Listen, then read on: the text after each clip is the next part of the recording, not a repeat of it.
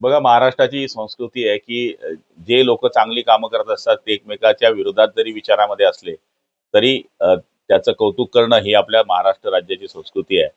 आणि शरद पवार साहेबांनी त्याच आधारावर या ठिकाणी शिंदे साहेबांना पुरस्कार देत असताना त्यांनी चांगलं काम केल्याचं कौतुक केलेलं आहे. पण बाकीच्या लोकांनी असं कामच केलं नाही आणि न करता सुद्धा ते टीका करतायत. मला तरी असं वाटतं की उंची गाठणाऱ्या माणसाची ज्यावेळेस सत्कार होतो त्यावेळेस या लोकांनी टीका करणं ही हास्यास्पद बाब आहे.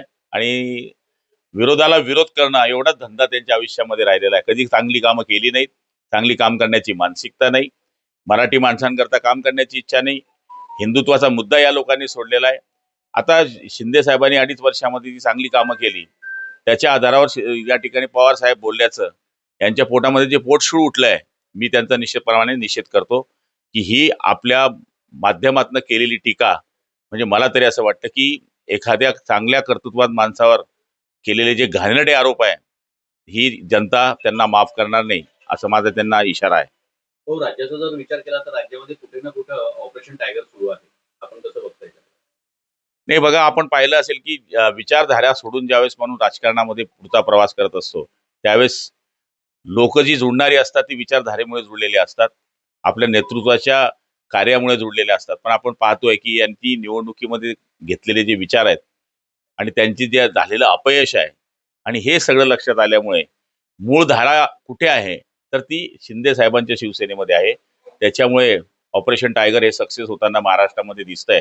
बरेच लोक शिवसेनेमध्ये या ठिकाणी वापसी करतायत. आणखी पुढच्या काळामध्ये आपण बघा, अर्धी ठाकरे सेना ही शिवसेनेमध्ये असेल.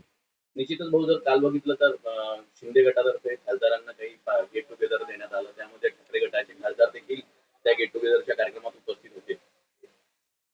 सगळीकडेच गडबड आहे. आपण पाहत असाल तर नेतृत्व ज्यावेळेस वेळ देत नाही, काम करण्याकरता आगेकूच करत नाही, त्यावेळेस जो माणूस अपेक्षेने निवडून आला असतो त्यांना मंत्रालयाच्या समोर पुन्हा 5 वर्षांनी परीक्षा द्यायला जायचं असतं. त्यामुळे हे लक्षात येत आहे की खरे काम करणारे कोण, तर खरे काम करणारे एकनाथ शिंदे आणि त्यांचं सरकार. त्यामुळे बरेच खासदार हे ठाकरे गटाचे खासदार आमच्याकडे प्रवेश करतील असं मला स्वतःला वाटतं.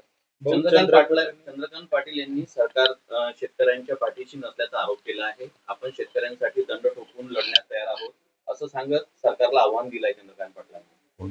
आपले मुक्ताईनगरचे आमदार जे चंद्रकांत पाटील यांनी शेतकऱ्यांची बाजू ओढत असं म्हटलंय की राज्य सरकार जे आहे शेतकऱ्यांसाठी काम करत नाही असं म्हणत त्यांनी एक प्रकारे सरकारला घरचा आहे.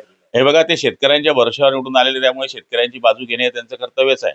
पण तरी सुद्धा जर त्यांच्या काही कामं राहिली असतील तर निश्चितपणाने पालकमंत्री म्हणून त्यांची विचारपूस करू आणि त्यांची कामं करण्याकरता सरकारकडे पाठपुरावा करू आणि त्यांची नाराजी दूर करण्याचा प्रयत्न करू. काँग्रेस पुन्हा जोमाने काम करेल असं विजय वडेट्टीवार म्हणतात. जोम कधी येईल तेच बघायचं. लाडकी बहीण योजना असेल, त्याचप्रमाणे धान्य मोफत योजना असेल, यावरती काल कोर्टाने ताशेरे ओढलेले आहेत. कोर्टाच्या बाबतीमध्ये बोलणं मला वाटतं उचित होणार नाही, कारण की शेवटी कोर्ट हे चे आदेश सगळे आपण मान्य करत असतो, त्यामुळे कोर्टावर बोलणं उचित होणार नाही. सत्तेचे तळवे ताटण्याचं काम रामदास कदम करतात असं शरद कोळी म्हणतात. कोण आहे हा कोळी? शरद कोळी हा काय फुटाणे शेंगदाणेवाला?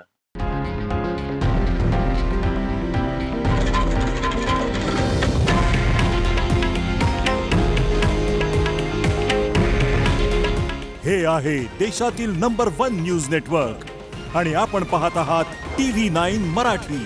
काळजी तुमची, हित महाराष्ट्राचं.